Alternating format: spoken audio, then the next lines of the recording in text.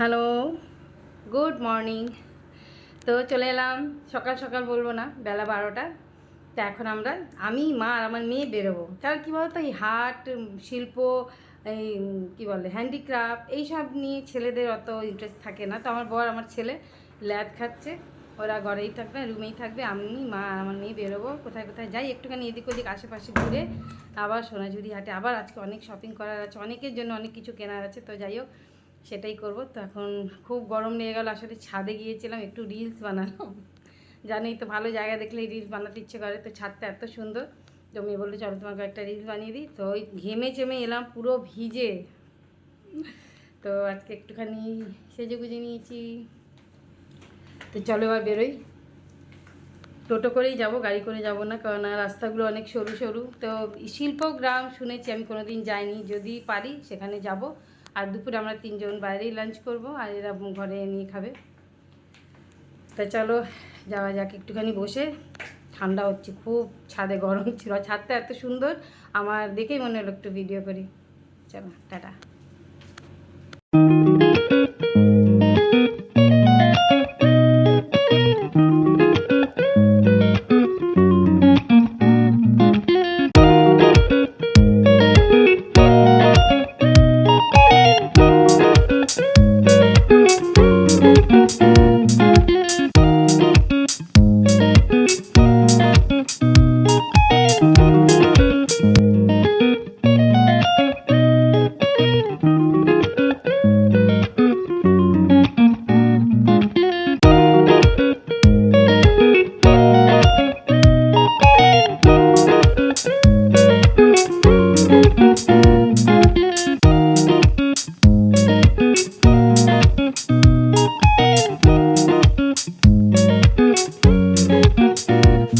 তো টোটোতে করে বেশ মজা করতে করতে, হাওয়া খেতে খেতে পৌঁছে গেলাম আমরা আমাদের যেখানে যাওয়ার কথা সেখানে, মানে শিল্পগ্রাম। প্রথমবার মানে এই শিল্পগ্রামের কথাটা আমি শুনেছিলাম, কিন্তু কোনো দিন যাওয়া হয়নি। শুধু শিল্প, আমাদের শান্তিনিকেতনটা হচ্ছেই পুরো শিল্পে ভরা। গান, নাচ বলো, আঁকা, মানে পেন্টিং, আর তোমার স্কাল্পচার, স্ট্যাচু তৈরি, যা যা হয় আর কি, বাউল গান, মানে সব কিছু মিলেই তো শান্তিনিকেতন, তাই না? তো শিল্পগ্রামে এখানে প্রথমে এন্ট্রি আমাদের 30 টাকা করে এক একজনের টিকিট কাটতে হলো। তারপরে ঢুকে পড়লাম, জাস্ট ছোটোখাটো একটা শিল্পে ভরা গ্রাম। মানে যতটা পারলাম, কেন এত কিছু ক্যাপচার করলে ভিডিওটা অনেক বড় হয়ে যাবে, আর তোমরাও নিশ্চয়ই অনেকে গিয়েছো, আমি প্রথমবার গেলাম বলে। তো এখানে সব রকম এখানকার আদিবাসীদের যেই কারুকার্য, ওদের হাতের কাজ, শিল্প, যা ওরা করে থাকে বা যা ওদের রুজি রুটি, সেগুলি এখানে ছোট্ট করে তুলে ধরা হয়েছে। এই গ্রামটাকে নাম দিয়েছে শিল্পগ্রাম। খুবই ভালো লাগছে, প্রচুর লোক, মানে এই সব জিনিসের কোনো কথাই হয় না, জানো তো। এই সব জায়গায় গেলে না সত্যি মনটাই একদম যেন অন্যরকম হয়ে যায়।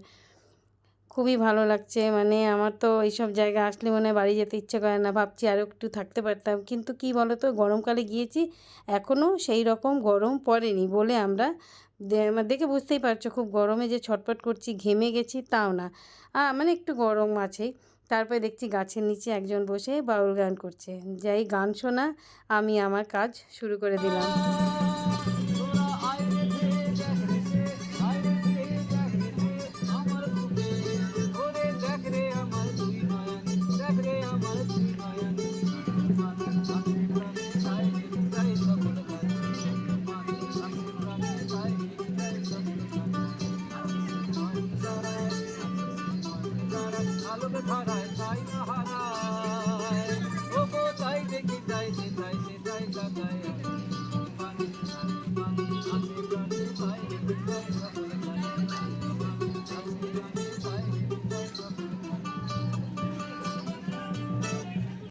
এবার একটু নাচ টাচ করলাম, নাচ হয়ে গেল, এবার আবার ঘোরা শুরু। কোথায় কোথায় কী আছে দেখো, এখানে কত রকম বিভিন্ন রকম স্ট্যাচু এখানে তৈরি, সবাই এখানকার শিল্পীরা তৈরি করেছে এটাকে, এরকমভাবে এই শিল্পগ্রামে সাজানো হয়েছে। তো বেশ ভালো লাগছিল ঘুরতে। একটু খুব মানে এখন ফুলের সময় শেষ, কিছুটা ফুল টুল দেখলাম কয়েকটা জায়গায়, তাই একটুখানি ফুলেরও ছবি নিয়ে নিলাম। আর আমার মা যে এত খুশি হবে আমি ভাবতেও পারিনি। মার না এরকম মানে প্রাকৃতিক জিনিসপত্র, গাছপালা, কুঁড়েঘর আমারই মতন আমার মায়ের স্বভাব আর কি। গাড়ি দিয়ে যাচ্ছে, যেখানেই যাচ্ছে শুধু গাছপালা দেখছে আর বলছে এটা এই গাছ, ওটা ওই গাছ, কী ভালো লাগছে এইসব আর কি। তারপরে চলে এলাম পুতুল ঘর। এটা একটা মানে ঘুরতে ঘুরতে কোথায় যাব দেখতে দেখতে সামনে চোখে পড়লো পুতুল ঘর। তো ভাবলাম চলো পুতুল ঘর নিশ্চয়ই ভালোই হবে, কিছু পুতুল টুতুল দেখব। এটাও হচ্ছে অনেক গল্প আছে, হয়তো আমরা সেসব কিছুই জানি না। মোটামুটি যতটুকু দেখলাম একটু ভয় ভয় লাগছিলো। পুতুলগুলোর একটু বিকৃতি, ভূতের মতন সব চেহারা, আর অনেক দিন পুরনো তো মনে হচ্ছে সত্যি এর মধ্যে ভূত ফুত আছে আর কি। আমি তো এইসব দেখলে একটু ভয় পাই। দেখো চুল খোলা, মানে সব বিভৎস বিভৎস এগুলো ওদের কারিকার্য। তবে ছৌ নাচ যেটা এদের তার মুখোশ। তো ঘুরে ঘুরে দেখছিলাম, ভালো লাগছিলো। দেখো পুরো ছৌ নাচের মুখোশগুলো।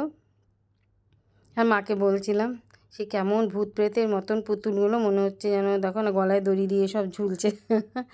তো যাই হোক, ঘুরতে এসেছি, এটাও একটা ঘোরার পার্ট। তো আমাদের এই 2 দিনের ট্রিপ, আমি আমার মনে হচ্ছিলো আরও 2 দিন, আরও 3 দিন থাকতে পারতাম। শান্তিনিকেতনে আসলে না মন ভরে না। কিন্তু একটা জিনিস আমি যেটা লক্ষ্য করলাম, শান্তিনিকেতনে আর শান্তি নেই। তারপর ওখান থেকে সোজা চলে গেলাম আবার সেই আমাদের প্রিয়, আমাদের বাঙালিদের প্রিয় স্থান, কি বলো তো, সোনাঝুরি হাট। তো এখানে কুল মাখা নিলাম, বেশ ভালো টকটক লাগছিলো। তো মার ইচ্ছে হয়েছিল কুল মাখা খাবে, তাই আমি ভাবলাম মাকে কুল মাখা কিনে দিয়ে একটা জায়গায় বসিয়ে দেবো। মা বসে বসে শুধু সোনাঝুরি হাটের ভিড় দেখবে, বাজার করা দেখবে সবার। মা এগুলোই ভালোবাসে, কারণ মাকে নিয়ে। আর আমি বললাম যে তোমার হাঁটতে হবে না, একদিন খুব হেঁটেছে আগের দিন। আজকে বললাম যে তোমার তো সব দেখা, তুমি এবার একটা গাছের নিচে সুন্দর জায়গা দেখে মাকে বসিয়ে দিলাম। আর আমরা মা মেয়েতে শপিং আর শপিং, প্রচুর শপিং করেছি, করে সব মার কাছে স্টোর করছিলাম যে মা এক জায়গায় নিয়ে বসবে, কেননা ভারী ওয়েট নেওয়া খুব অসুবিধা হয়ে যায় ভিড়ভাড়ের মধ্যে। তো আমরা যেহেতু অনেক তাড়াতাড়ি আসছি বলে একটু ভিড় কম। বেলা যত বাড়বে সোনাঝুরির হাটে আর এক পা রাখার জায়গা থাকবে না, এত ভিড় হয়, এত ভিড় হয়। তো এটাই আমাদের লাস্ট দিন। আজকে এখানে এইটুকুনি ঘুরে তারপরে আমরা কালকে সকালবেলা মানে 11টার মধ্যে হোটেলে চেক আউট, বেরিয়ে পড়ব। মেয়েও প্রচুর জিনিস কিনেছে। কী বলো তো, মেয়েদের একটাই না এসব কিনতে ভালো লাগে। আমার বর আর ছেলে এখানে যে আসেনি, ভাগ্য ভালো, ওরা কী করতো এখানে এসে, খুব বোর হতো, কেননা সমস্ত কিছু মেয়েদের জিনিস। আর ছেলেদের শুধু পাঞ্জাবি কুর্তা, যেগুলো আমি ওদের জন্য নিয়ে নিয়েছিলাম, কারণ আমার ছেলে আর আমার বরের পছন্দ একদমই ভালো না। তারপরে দেখো সবাই এখানে পলাশ ফুল মাথায় লাগিয়ে ঘুরছে। আমি তার আগের দিনই পলাশ ফুল গলায় দিয়েছিলাম মালা আর কি। এখানে পাওয়া যায়, এখানে গ্রামের মহিলারা পলাশ ফুল হাতে নিয়ে বসে মানে বিক্রি করে আর কি হাটে। আর দেখো না মাকে এখানে সুন্দর জায়গায় বসিয়ে দিয়ে এবার জিনিসপত্রগুলো মার কাছে দিচ্ছি, আর আমরা ঘুরছি, মা মেয়ে ঘুরে ঘুরে নিচ্ছি, কিনছি আর মার কাছে রাখছি। দেখছো ভিড় বাড়ছে, কত ভিড় বেড়ে গেল, কত জামা কাপড়। তারপরে চলে এলাম লাঞ্চ করতে। আমরা টোটোওয়ালাকেই বললাম যে একটা ভালো জায়গায় লাঞ্চ করতে নিয়ে আসো। খুবই ভালো, আমার এই রকম অথেন্টিক খাওয়া দাওয়া ভীষণ ভালো লাগে। তো ঘি ভাত, আলু ভাজা, ডালের বড়া, ডাল, তারপর তোমার ওই ঘ্যাট, একটা পালং শাকের ঘ্যাট, মাছ, মেয়ে খেলো চিকেন, চাটনি, পাঁপড়, জাস্ট জমে গেল। হোটেলের খাবার কী বলো তো আমার খুব একটা ভালো লাগে না। আমার এই রকম বাইরে বেরিয়ে একটু অথেন্টিক টাইপের খাবার আমার খুব পছন্দ। তার মধ্যে হাতে পরে নিয়েছি চুড়ি, এখান থেকেই কিনেছি, ওই কাপড়ের চুড়ি আর কি। তো আর খাবারগুলো এত গরম ছিল, খিদেও পেয়েছিল, খুব ভালো খেলাম। তো চলো দুপুরে খাবারটাও জমে গেল, আজকের দিনটা বেশ ভালো কাটলো। প্রথমে শিল্পগ্রাম, তারপরে সোনাঝুরি হাট, শপিং, দুপুরের খাওয়া দাওয়া, তো সব মিলিয়ে একদম জমে গেল। তারপরে হোটেলে গেলাম, স্নান করলাম, রেস্ট নিলাম। তারপরে রাত্রিবেলায় একটু বরের রুমে গিয়ে, বর আর ছেলে যেই রুমে ছিল ওখানে গিয়ে আমরা আড্ডা মারতাম। মা ছিল, মা তো লজ্জা পায় আমার বরকে, জামাই বলে কথা। তারপরে ছেলেকে স্ন্যাক্স আনালো, চিকেন পকোড়া, তো ওটাই বললো খাও। আমার একদমই পেট ভরা, খাবার ইচ্ছে নেই, কিন্তু এত জোর করছে তো একটা খেলাম, আমার বর খাবে না বললো। তো এই হলো আমাদের 2 দিনে শান্তিনিকেতনে ছোট্ট একটা ট্রিপ উইথ মাকে নিয়ে। আর জিমি কিশমিশকেও আমরা কালকে বাড়ি ফিরবো, একবারই ওদের নিয়ে বাড়ি যাব। ওরা যেখানে থাকে সেখানে ওরা খুব ভালো থাকে, কিন্তু মনের দুঃখ তো আর দূর করা যায় না। ওরা জানে মা ছেড়ে চলে গেছে ঘুরতে, ওটাই খারাপ লাগে জানো তো। 2 দিন হোক 1 দিন হোক ওরা আমাদের ছাড়া থাকতে পারে না, কিন্তু আমরা মানুষরা এতই স্বার্থপর, ওদের কথা না ভেবে একটু নিজের আনন্দের জন্য ওদের কষ্ট দিয়ে ফেলি। আমি যতই বলি ভালোবাসি, কিন্তু এইটুকুর জন্য তো আমি নিজেকে স্বার্থপর মনে হয় নিজেকে, জানো তো, যে ওদের ছেড়ে একজনের বাড়িতে আমি চলে এলাম ঘুরতে। কিন্তু কী বলো তো, আমরাও তো মানুষ, আমাদের তো একটুখানি চেঞ্জ দরকার। ওরা চেঞ্জ চায় না, ওরা শুধু আমাকে চায়। ওরা ঘুরতে ভালোবাসে না, শুধু চায় 24টা ঘন্টা ওদের চোখের সামনে আমি থাকি, ওরা আমাকে দেখুক, আমি ওকে দেখি, আমার কোলে বসুক, আমার গা ঘেঁষে বসুক, আর কিচ্ছু চায় না আমার জিমি কিশমিশ। কিন্তু আমার থেকে থেকে ওদের কথা মনে পড়ছে, খুবই খারাপ লাগছে, কিন্তু কি করব বলো।